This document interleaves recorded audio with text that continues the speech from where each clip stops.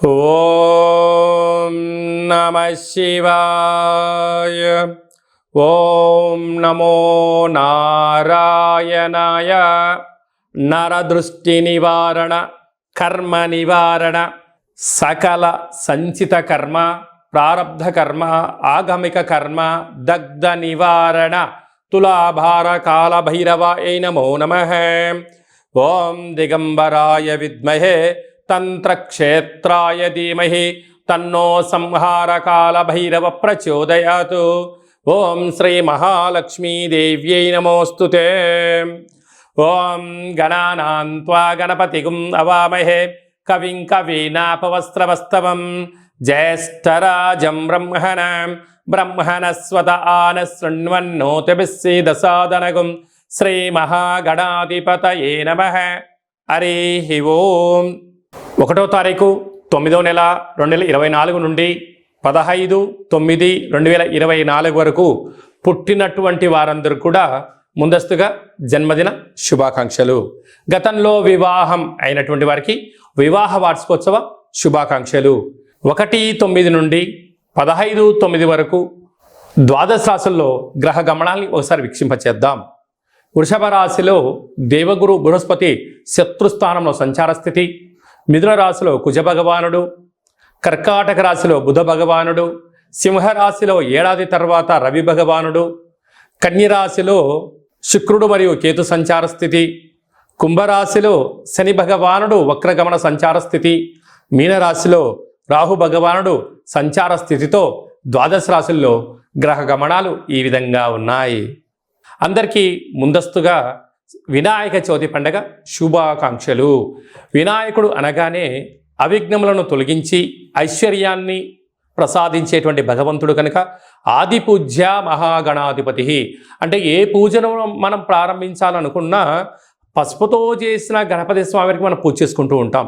భాద్రపద మాస శుద్ధ చవితి వినాయక జయంతి సందర్భంగా గణపతి స్వామి యొక్క ఆశీస్సులు మనందరిపైన ఉండాలని కోరుకుంటూ, కైలాసనాథుడి యొక్క సుపుత్రుడి యొక్క ఆశీస్సులు మనందరిపైనను చూపిస్తూ, ఎవరికి ఎలాంటి కష్టాలు లేకుండా అందరికీ విద్య, విజ్ఞానము, ఉద్యోగము, వివాహము, సంతానము, రాజయోగము, రాజభాగ్యము, రాజభోగము, ఆనందయోగము, ఎవరికి ఏవేవి కావాలో అన్ని ప్రసాదించే శక్తి ఆ విఘ్నేశ్వర స్వామి వారికి ఉంది కనుక అందరిపైనను గణపతి స్వామికి ఆశీర్వాదాలను కోరుకుందాం.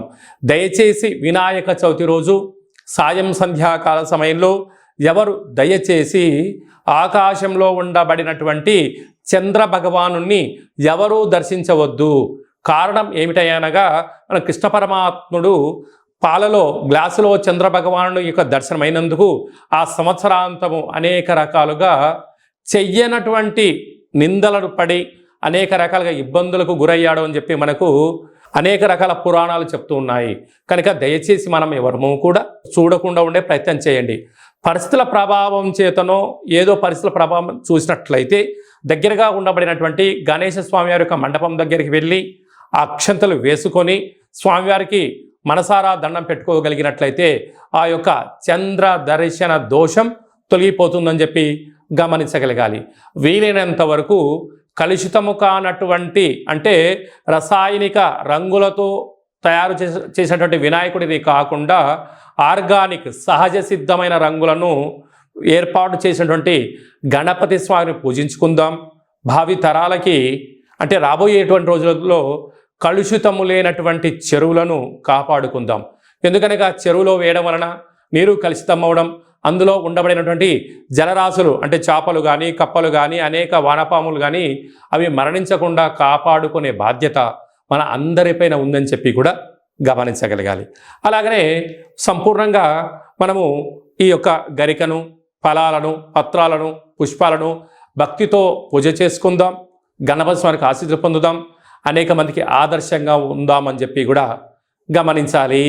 వృషభ రాశి వారు సోమవారం అమావాస్య, సోమవతి అమావాస్య, మంగళవారం అమావాస్య, కాళ అమావాస్య సందర్భంగా ఎలాంటి విధులను పాటించాలో ఈ వీడియోలో సవివరంగా సంపూర్ణంగా క్లుప్తంగా తెలుసుకుందాం. వృషభ రాశిలో ఏ ఏ నక్షత్రాలు వస్తాయిగా కృతికా నక్షత్రంలోని 2, 3, 4 పాదాలు, రోహిణీ నక్షత్రంలోని 4 పాదాలు, మృగశిర నక్షత్రంలోని 1, 2 పాదములు కలిపితే వృషభ రాశి. చాలామందికి పుట్టినటువంటి కాల సమయంలో డేటా ఆఫ్ బర్త్లో లేనటువంటి కారణం వలన పేరు యొక్క మొదటి అక్షరాన్ని అనుసరిస్తూ రాసిన తెలుసుకునే ప్రయత్నం చేద్దాం.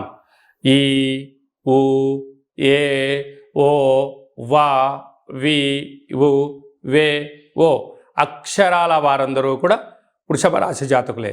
వృషభ రాశి యొక్క అధిపతి శుక్ర భగవానుడు కనుక శ్రావణ మాసం, అందులో సోమవారంతో కూడుకున్న అమావాస్య, మఖా నక్షత్రంలో వచ్చినటువంటి అమావాస్య, మంగళవారం పుబ్బా నక్షత్రంతో కూడుకున్నటువంటి అమావాస్య, పుబ్బా నక్షత్రాధిపతి శుక్ర భగవానుడు, వృషభ రాశి యొక్క అధిపతి కూడా శుక్ర భగవానుడే కనుక రాశిలోనే దేవగురు బృహస్పతి శత్రుస్థానంలో సంచారం చేస్తున్నారు కనుక వృషభ రాశి వారు తప్పకుండా ఈ సోమవతి అమావాస్య, ఈ కాళ అమావాస్య రోజున ఇంట్లో వీలైనంత వరకు శుద్ధి పెట్టుకొని, అంటే ఇంటి నల్ల మంచి మహాలక్ష్మి ఇంటి నల్ల శుద్ధి పెట్టుకొని ఇంటికి మామిడాకులు కొబ్బరాకులు ఏర్పాటు చేసుకొని ఒక ఎర్రటి గుమ్మడికాయను సగభాగాన్ని కట్ చేసి పూజా మందిరంలో కానీ లేకుంటే ఇంటి మధ్యలో కానీ ఒక మూలకు కానీ ఒక అష్టదళ పద్మాన్ని ముగ్గును వేసి ఒక దోషుడు ఉప్పును పోసి ఈ గుమ్మడికాయను సగభాగాన్ని కట్ చేసి అందులో పీచు పదార్థం తీసేసి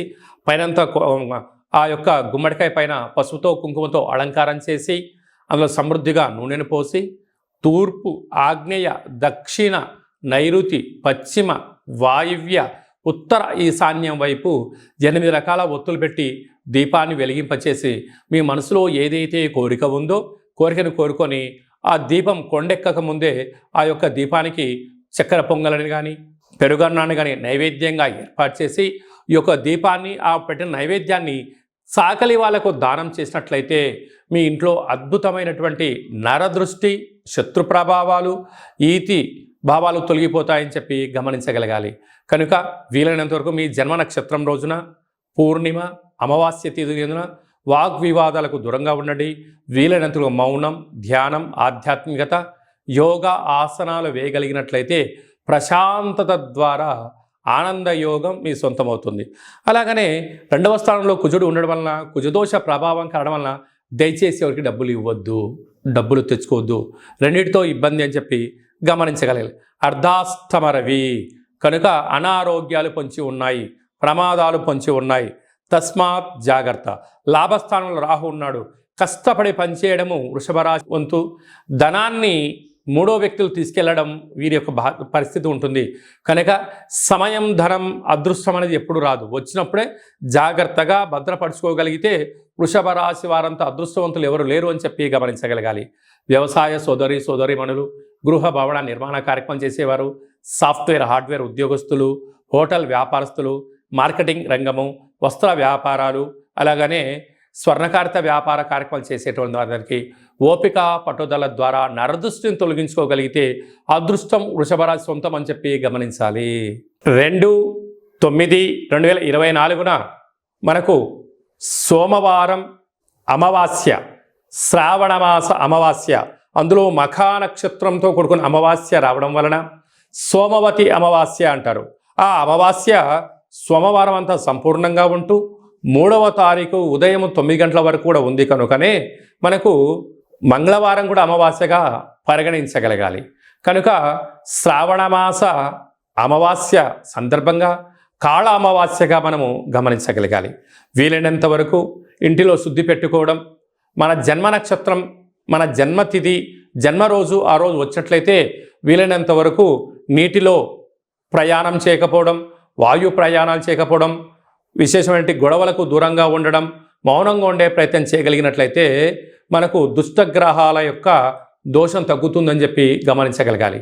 వీలైతే కాలాన్ని శాసింపజేసే శక్తి కాళభైరవ స్వామి వారికి ఉంటుంది కనుక మనమందరము కూడా కాళభైరవ స్వామి యొక్క స్మరణ, ధ్యానము, కూష్మాండ దీపము, కాళభైరవ స్వామికి సౌభాగ్య ముడుపు కట్టుకొని హోమ కార్యక్రమంలో పాల్గొన్నట్లయితే మనకు అమావాస్య ఛాయలు, సోమవతి అమావాస్య ఛాయలు దోషం తొలగిపోతుందని చెప్పి కూడా గమనించగలగాలి.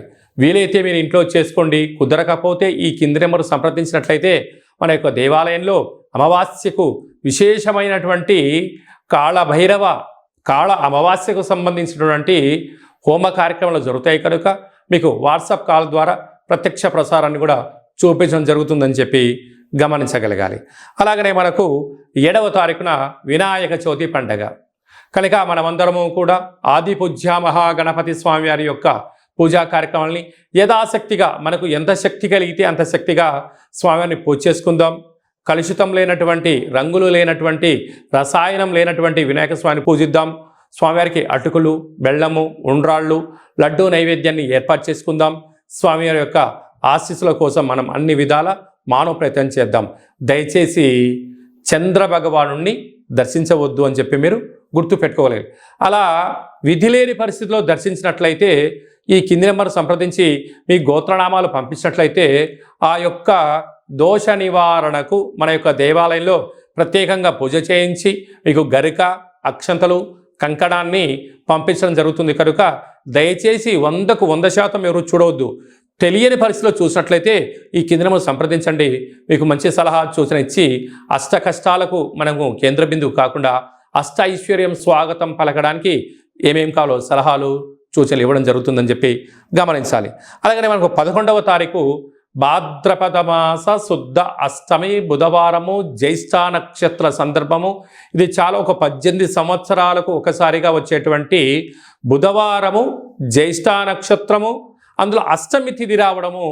అంటే వినాయకుడికి ఇష్టమైన రోజు బుధవారము, బుధుడి యొక్క నక్షత్రము జ్యేష్ఠ నక్షత్రము, అందులో అష్టమి తిథి రావడం అనేది చాలా అరుదుగా వస్తుంటుంది. కనుక మనం అందరము కూడా తంత్ర వరసిద్ధి మహాగణపతి స్వామి యొక్క పూజ చేసుకున్నట్లయితే వీలైతే ఎక్కువ మంత్రాన్ని స్మరణ చేసి ఏదైతే మనం కోరుకుంటామో దాన్ని విజయం సాధించడం జరుగుతుందని చెప్పి గమనించగలగాలి. మంత్రాన్ని చెప్తాను, ఒకసారి నోట్ చేసుకోండి. ఓం శ్రీం హ్రీం క్లీం గ్లౌం గం గణపతయే వరవరద సర్వ కార్యం. అంటే మనం ఏదైతే కార్యం అనుకుంటున్నామో ఆ కార్యం పేరు అనుకొని వశమానయ స్వాహ అనేటువంటి మంత్రాన్ని ఒక 27 సార్లు తగ్గకుండా రోజుకు ఒక 108 సార్లు ఈ మంత్రాన్ని ఉచ్చరింప చేయగలిగినట్లయితే మనకు కష్టాలన్నీ తొలగిపోయి ఐశ్వర్యానికి స్వాగతం పలుకుతూ ఆ పని మనకు అనుకూలించేటువంటి విధంగా తంత్ర తాంత్రిక వర కాల విఘ్నేశ్వర స్వామి యొక్క ఆశీస్సులు మనపైన ఉంటాయని చెప్పి కూడా గమనించాలి. ఈ విధంగా మనమందరము కాళభైరవ స్వామి యొక్క ఆశీస్సులు పొందుతాం, విఘ్నేశ్వర స్వామి యొక్క ఆశీస్సులు పొందే మానవ ప్రయత్నం చేద్దాం. ఇంకను ఈ యొక్క భాద్రపద మాసంలో మనం విజయం సాధించగలగాలి అన్నట్లయితే ఒక్కసారి ఈ పాత్రను చూసినట్లయితే ఒక పాత్ర కంచు పాత్ర, కాళభైరవ స్వామికి అక్షయ పాత్ర అని చెప్పి గమనించగలగాలి. ఈ యొక్క అక్షయ పాత్రను మనం ఎలా సద్వినియోగపరచుకోవాలో ఒకసారి చూద్దాం. ఇలా ఒకసారి శబ్దం చేసినట్లయితే ఈ పాత్రలోంచి ఓంకార శబ్దం రావడం జరుగుతుంది.